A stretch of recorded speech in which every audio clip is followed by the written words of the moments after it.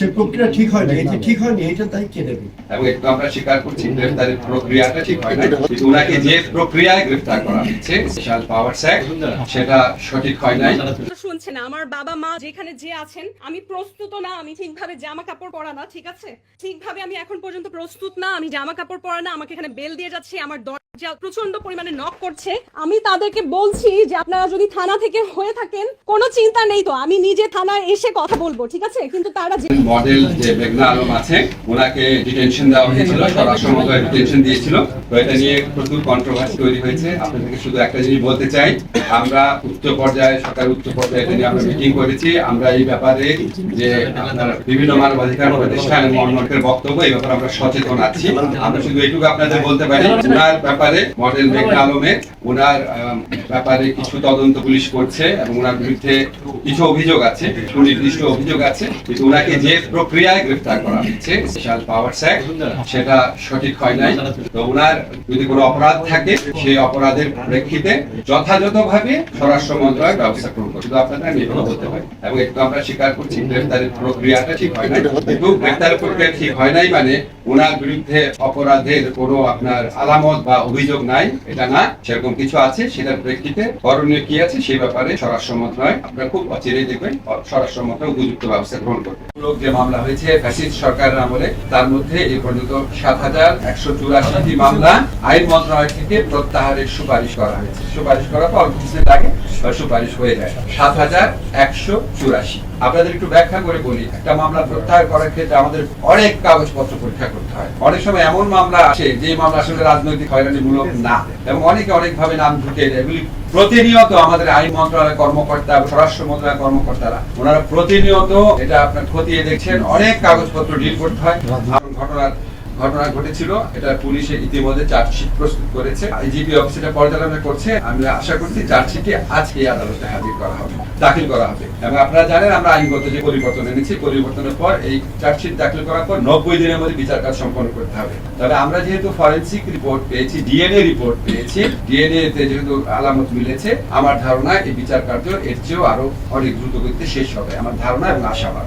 আরেকটা বিষয় আপনারা জানেন যে রোধ করতে আপনি দীর্ঘ সময় এটার বিপক্ষে বলেছেন, এটা আপনি, কিন্তু এই যে সাম্প্রতিক মেঘনা এবং চারুকলার মামলা দুটোই বিশেষ ক্ষমতা আইনে হয়েছে, আসলে এই বিষয়টা আপনি আমি তো আপনার প্রথমেই বললাম যে বিশেষ ক্ষমতা আইনের প্রয়োগটা পদ্ধতিটা এটা হয়তো ঠিক হয় না। আর বিশেষ ক্ষমতা আইন বা অন্যান্য নিবর্তনমূলক আইনের ব্যাপারে আমরা বিচার বিভাগীয় যে সংস্কার কমিশন আছে তাদের রিপোর্টের জন্য অপেক্ষা করেছি। আপনারা জানেন রাজনৈতিক ঐক্যমত কমিশনের আলাপ হচ্ছে, কিছুটা রাজনৈতিক কনসেনসাস তৈরি করা প্রয়োজন, কারণ আমরা বিশেষ ক্ষমতা আইন বাতিল করে দিলাম, এরপর একটা পলিটিক্যাল গভর্নমেন্ট এসে আমাদের সিদ্ধান্ত বাতিল করে দিল। লাভ আছে কোনো? কথা বলে নেই, 2-1 মাসের জন্য লোক দেখানো করে লাভ কি বলেন? এর আগে 111 পিরিয়ডের আমলে এরকম হয়েছিল, রাজনৈতিক সরকার এসে সব বাতিল করে দিয়েছে। এই জন্য আমরা একটু কনসেনসাসের দিকে যাচ্ছি। মাননীয় উপদেষ্টা, আপনি বলেছেন যে মডেলকে যে ধরা হয়েছে এটা ঠিক হয়নি, গ্রেফতার প্রক্রিয়া না, প্রক্রিয়া ঠিক হয়নি বলেছে আপনাকে, আমি আর অন্য কোনো কিছু বলিনি। সে প্রক্রিয়া ঠিক হয়নি, এটা ঠিক হয়নি, এটা তাই কে দেবে? প্রক্রিয়া ঠিক হয়নি, এটা তো ভাই আমি দায়িত্ব নির্ধারণ করার জন্য এই মিটিংটা করি নাই। আমি আপনাদেরকে বললাম, আমি একটা আইন মন্ত্রী হিসেবে আমি বললাম, শোনেন প্রক্রিয়া ব্যবস্থার উদ্যোগ নেবেন কেন? আমি কিভাবে উদ্যোগ দিব এটা? শোনেন, আইনের প্রয়োগ অনেক সময় ভুল তো আমাদের হতে পারে। জিনিসটা হচ্ছে কি, শোনেন, আমাদের সরকার অনেক ভুল হবে, সব সরকার আমাদের ভুল হয়। আপনারা খালি দেখবেন আমরা ভুলটা কারেক্ট করি কিনা, ঠিক না?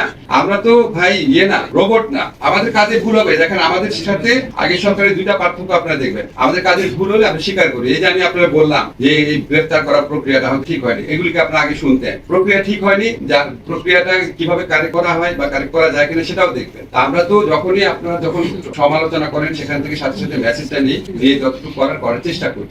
আপনাদেরকে একটা জিনিস বলি, মিডল ইস্টে এখন একমাত্র সৌদি আরবে আমাদের শ্রম বাজার আপনার পুরোপুরি উন্মুক্ত আছে, এবং অন্যান্য দেশে কিছু কিছু শ্রম বাজার বন্ধ হয়ে গেছে। আমাদের সরকার আমলে বন্ধ হয়নি, আগেই হয়েছে। আপনার যেমন একটা দেশে আর কি, যে আপনি জানেন যে কফিলকে গলা কেটে মেরে ফেলেছে বাংলাদেশের শ্রমিক, ওরা রাগ করে বন্ধ করে দিয়েছে, তা আমাদের কিছু করার নেই। তারপর আপনার আমাদের যে বৈষম্য বিরোধী ছাত্র আন্দোলনের সাথে সংহতি জানিয়ে যে ছাত্র আন্দোলন হয়েছিল, ওইটার খুবই গ্লোরিফাইড একটা ব্যাপার। ওনারা নিজের জবকে ঝুঁকির মধ্যে ফেলে দিয়ে আমাদের সাথে আন্দোলনে সংহতি জানিয়েছেন, অনেক অনেক প্রশংসার ব্যাপার। কিন্তু এটার কারণেও আবার শ্রম বাজারের উপর একটা নেগেটিভ ইম্প্যাক্ট করেছে। এখন ধরেন যখন আমি অ্যাক্টিভিস্ট ছিলাম তখন আমি কি চিন্তা করতাম যে ডিজিটাল সিকিউরিটি অ্যাক্ট প্রয়োগ করা হলো কেন, বা বিশেষ ক্ষমতা আইন প্রয়োগ করা হলো কেন। তো এখন যখন আমি সরকারের দায়িত্বে আছি, আমাকে কি একটু সৌদি আরবে যারা প্রবাসী শ্রমিক আছে তাদের স্বার্থটা চিন্তা করবো না, বা কোনো কারণে ওই বাজারটা সংকুচিত হয় নাকি এটাকে আমি চিন্তা করবো না? ফলে তো আমি বলি কি, ধরেন যখন আমরা অ্যাক্টিভিস্ট থাকি তখন আমরা একটা বাড়ির একটা পক্ষ দেখি, আর যখন সরকারের দায়িত্বে আছে সবগুলা পক্ষ দেখি, দেখে তারপর সিদ্ধান্ত নেই। এখন এই জন্য আপনার অ্যাক্টিভিস্টদের কাছে বা আপনাদের কাছে মনে হতে পারে যে দেরি করছে কেন বা এরকম সিদ্ধান্ত নিল কেন, একটু সামগ্রিকতা দেখে সিদ্ধান্ত নেই। সৌদি আরব আমাদের জন্য অত্যন্ত গুরুত্বপূর্ণ, শুধু তো আপনার শ্রম বাজারের না, আপনি জানেন ওখানে কত মানুষ হজ করতে যায়, হজের কোটা তারা নির্ধারণ করে। তাছাড়া আমাদের উন্নয়ন সহযোগী হিসাবে সৌদি আরবের বিরাট ভূমিকা রয়েছে।